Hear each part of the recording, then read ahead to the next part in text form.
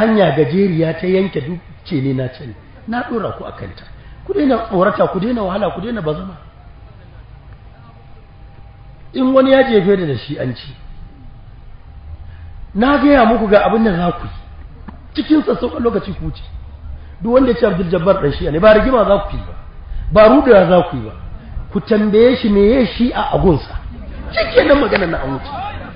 in ya faɗa muku abin nan da nake faɗa ku ce shi ne a wuce gun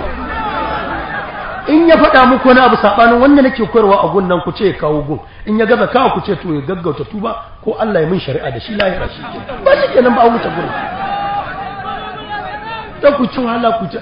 an gaya mun kun yi kokari an datso wani karatu da nayi a nasiha kan taɓa sahabbai sai dai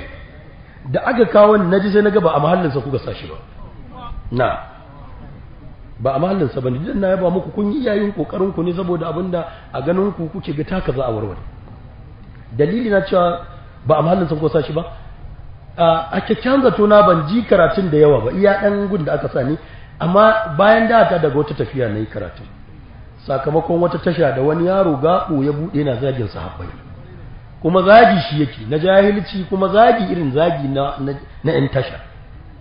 kuma baya iya rabewa bai da imkaniya ta ilimi ta rabe sahabban kirki daga na banza in ka haɗa sahabbai ka zagadu har sai bi Ali ya shiga sahabi ne shi ma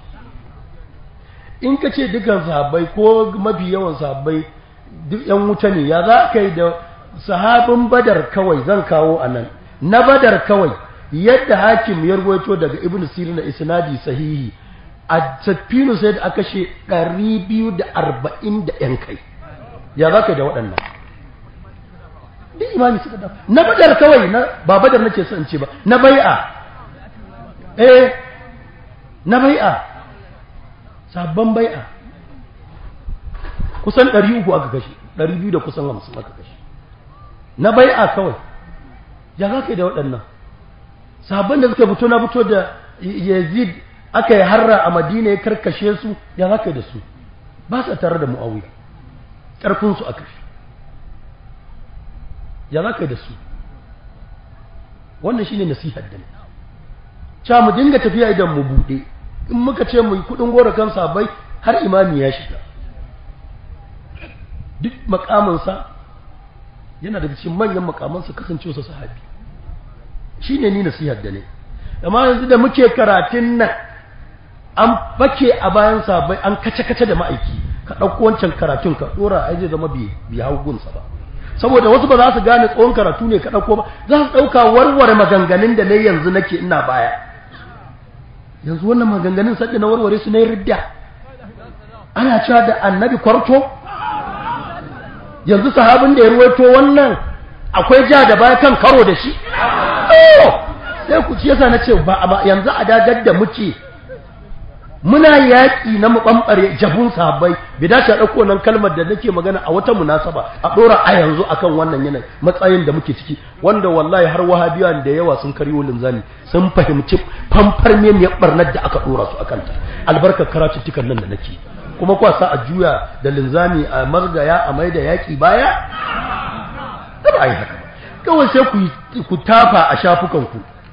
kun ce ɗan shi'a ne me ya shi'a gunku su dawo da amsa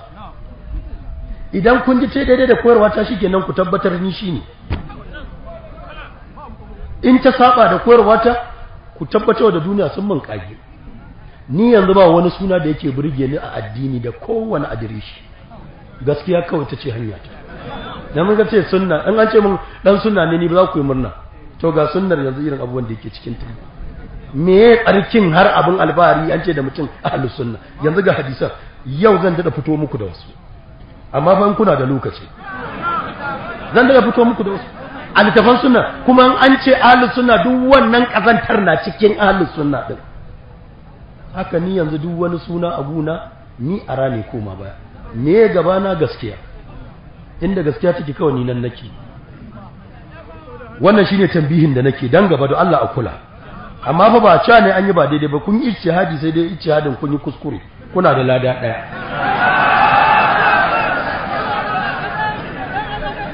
jama'a